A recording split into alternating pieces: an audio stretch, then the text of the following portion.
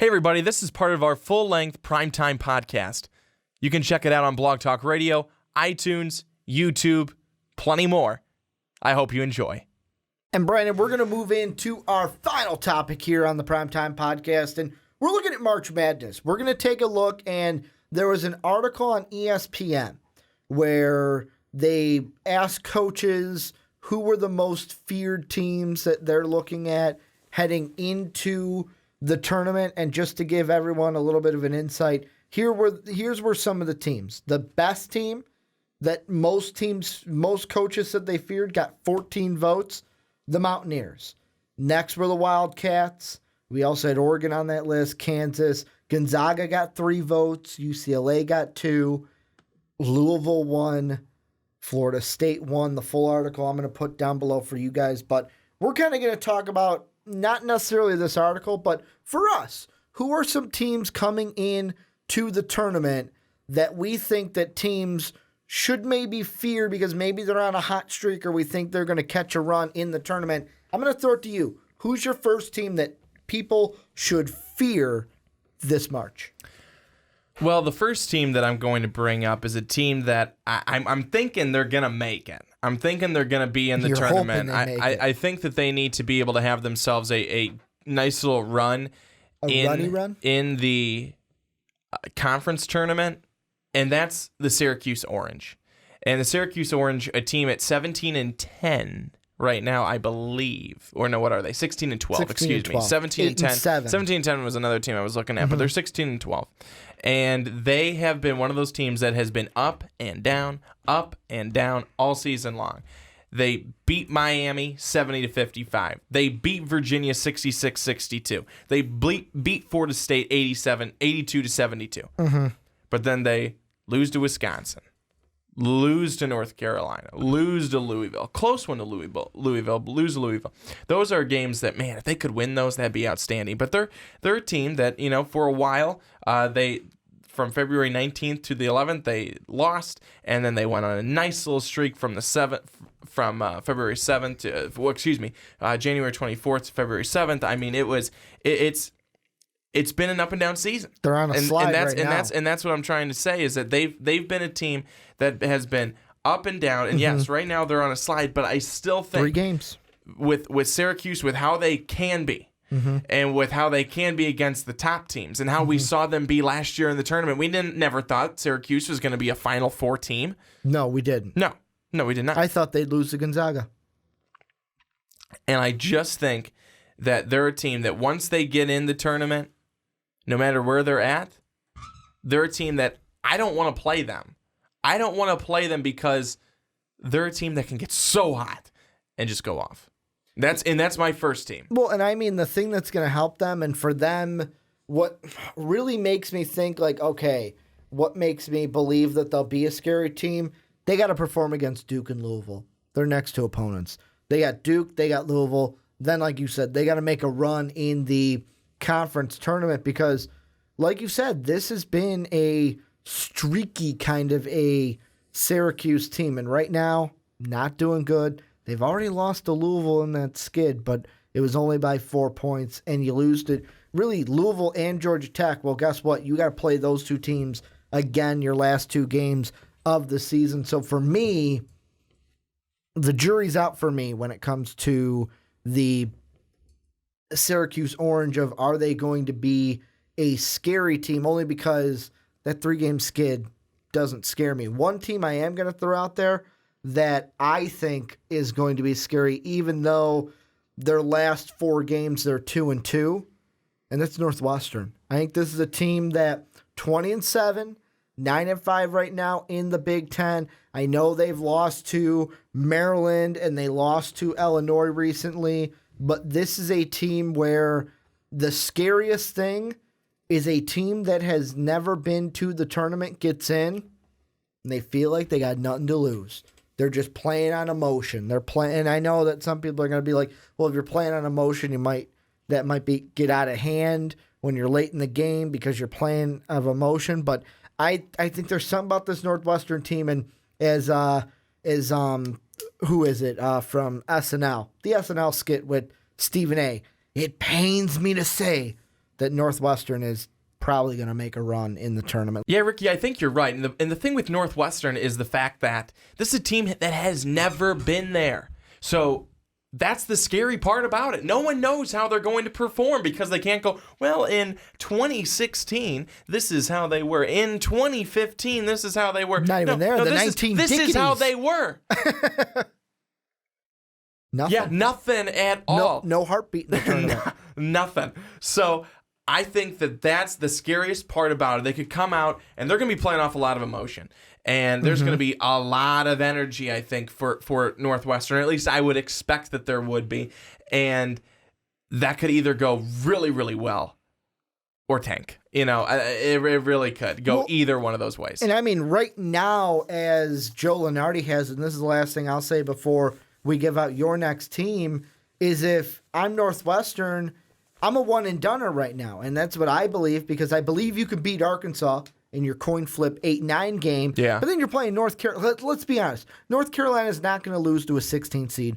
And then Northwestern, yeah, they might be able to give the Tar Heels a run for their money, but I think the Tar Heels squeak by the Wildcats in the second round, and that's why I feel like to make their most damage, they have to get to at least the 6 seed. Avoid the 1-2ers until you get to the regional finals or that regional of Sweet 16, Elite 8 territory, and then you could probably make a run. But you know what? They'll probably be an 8, maybe a 7 seed in the tournament and might be a one-and-doner, but they're a team. Because of that emotion, why have them as a team to fear? Give me your second one. Who's another team that people should fear this March? The second team that I've got, it's the Florida Gators. And the reason I say the Florida Gators is because... We chomping at the bit. We're eating them up. And that's what the Florida Gators could definitely do come tournament time. And the reason I say that is because these guys have really played well. They're on an 8-game winning streak right now as we speak. They've been outstanding. Their final games, they've got South Carolina at Kentucky. They've already beat Kentucky once. Excuse me, I take that back. They have kicked the snot out of Kentucky once, 88-66. And then they play Arkansas, then they're on the road at Vandy. So I think this team can be very tough come tournament time. And they've played well. This is a team that way back weeks ago, 2 months ago, I was watching them play. I can't remember exactly who I was watching them play, but I'm looking at them like, is this Florida team, how high is this team ranked? At the time, they weren't ranked all that high. But I'm like, these guys are going somewhere. They're going to be good. And gosh, the last time I remember this Florida team, it's the Joakim Noah days. The Corey Brewer. It's the Corey Brewer days. That's exactly what I remember this team from. Let's be honest. You're a Bulls fan. It's not just Corey Brewer. It's Corey Brewer. It's a Stacey King. You got to put a little Stacey King on it when you say Corey Brewer.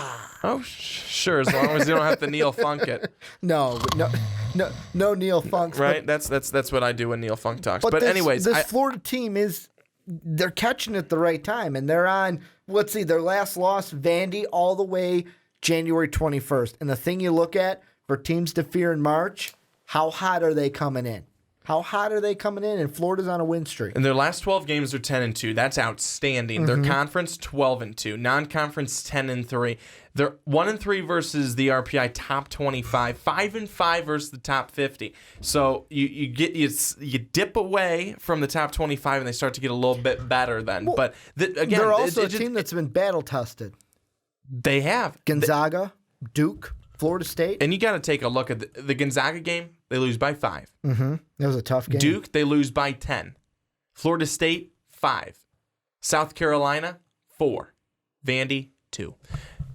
All their games that they've lost to the teams, except for maybe the Duke one. In the top 50, close though. 10 points, that's not far. It's respectable. Very much.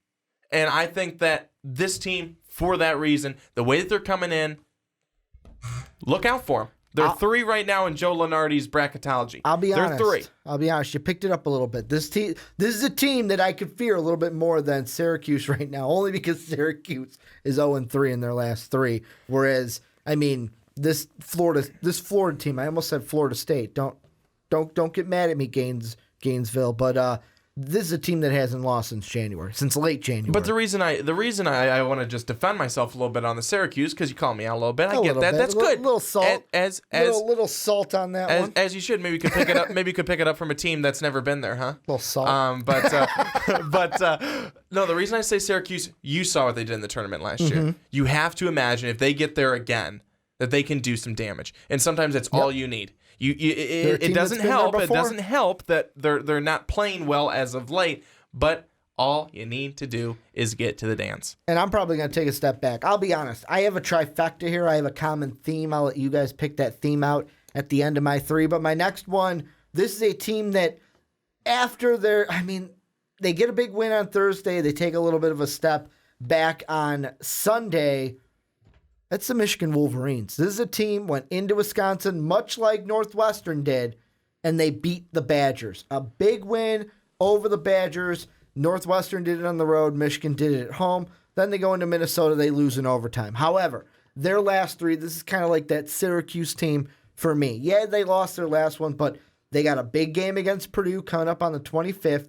They go into Evansville to play the Wildcats. And then if they could have a big tournament coming into the Big Ten and then into the national tournament, this Michigan Wolverine team, man, they could be catching their steam or catching their trails at the right time in order to get hot coming into March. And for me, the thing that put them on this radar for me was that win against Wisconsin, because I watched that game and I went, that's a tournament team. This is a team that if they play like this in March, watch out, buddy, because they can go and they could win a few. They could steal a few. And again, Michigan, nothing flashy, but they've had some big wins.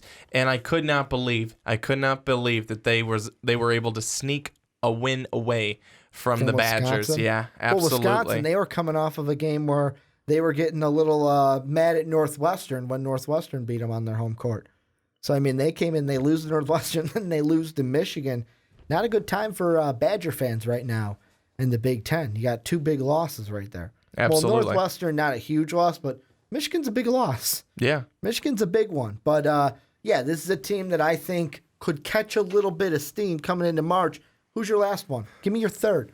My last one. You look like you're going to make me laugh. My last one, my third and final team to watch out for come tournament time. Hit me with it, Swanee. Is a team that has been up and down at times. Up and down.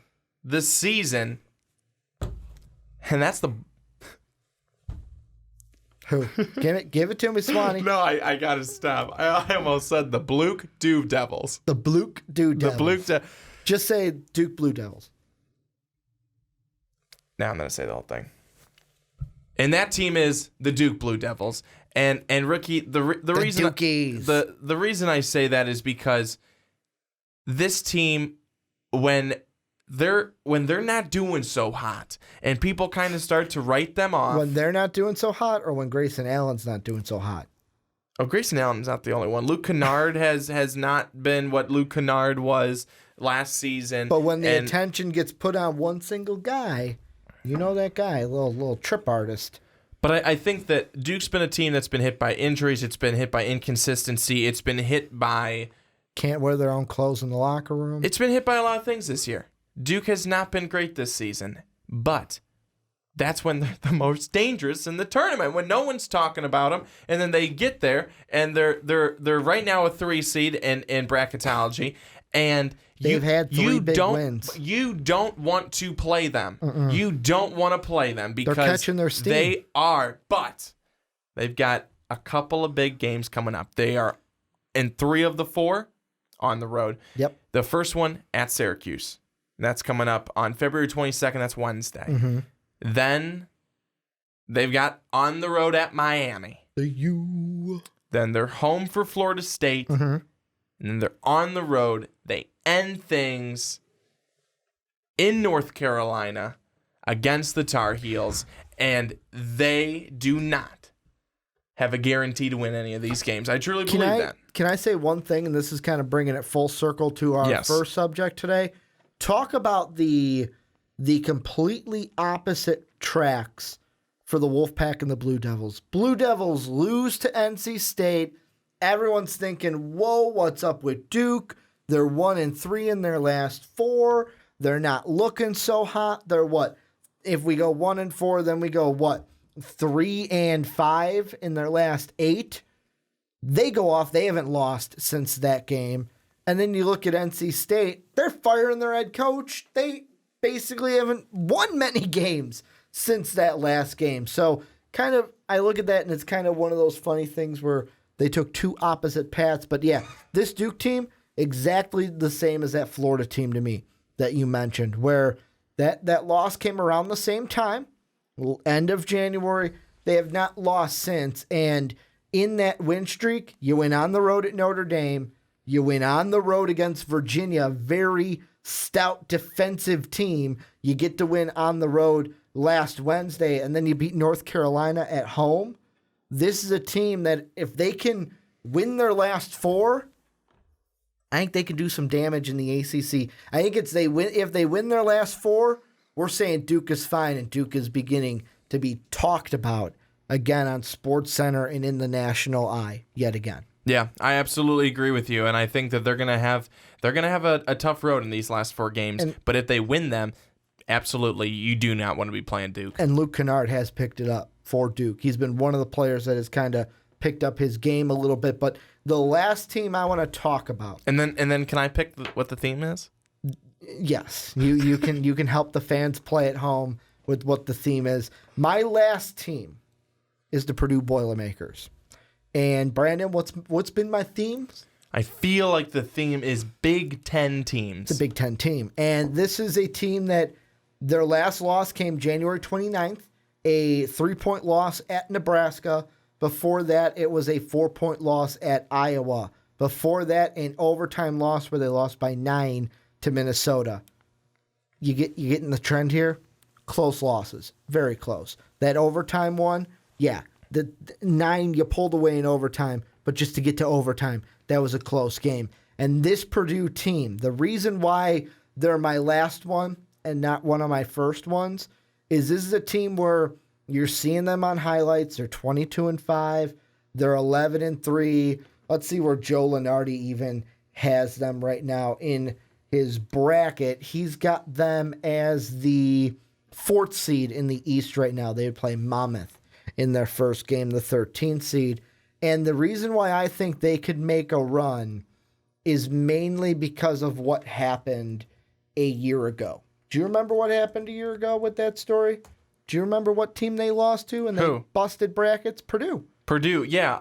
Who did they lose to? I'm trying to remember the team. Do you want a hint? Because I picked Purdue. They should have won. They were winning, and then... It's a little team that is based out of Arkansas. The capital of Arkansas. Go back to grammar school. Tell me the capital of Arkansas. Little Rock. Yeah. Little Rock, yeah. Arkansas. Yeah. The Arkansas Little Rock Trojans beat them in that tournament game by 2.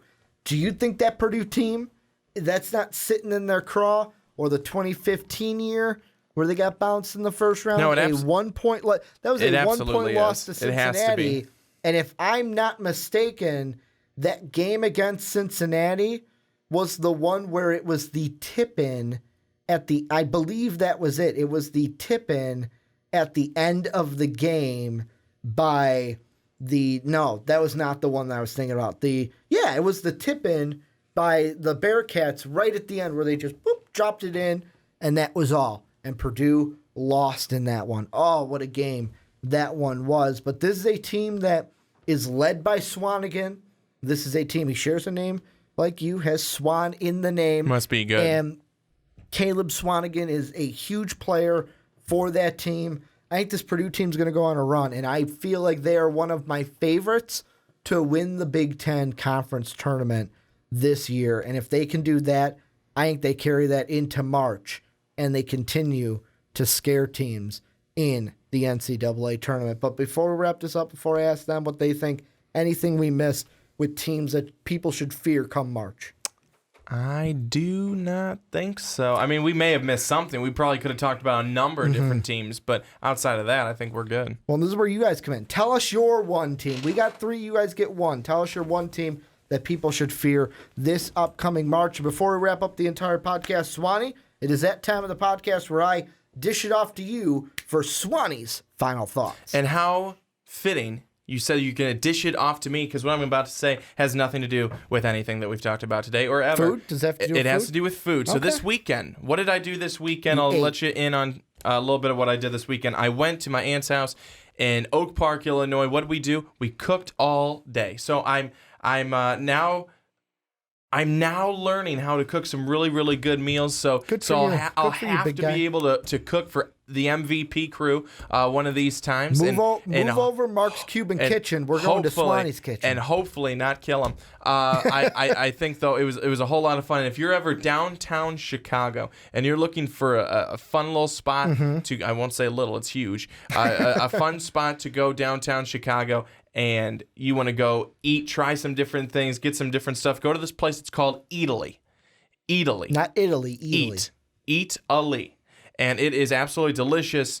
They've got pasta, they've got wine, they've got cheese, they've got meat, they've got fish, they've got all this stuff. Absolutely delicious. Great spot. Make sure you try it out. It was a foodie weekend for me this weekend. A lot of fun. Love food.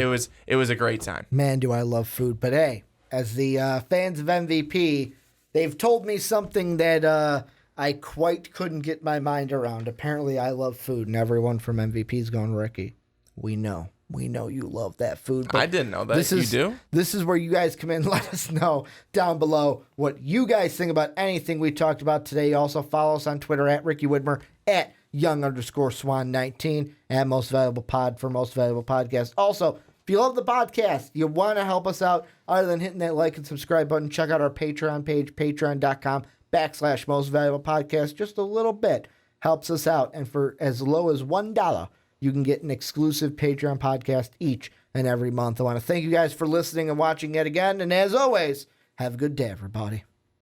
Hey, everybody. Thanks so much for watching. I hope you enjoyed a lot of emotion. If you want more, click this video right over my left shoulder. You will certainly not regret it.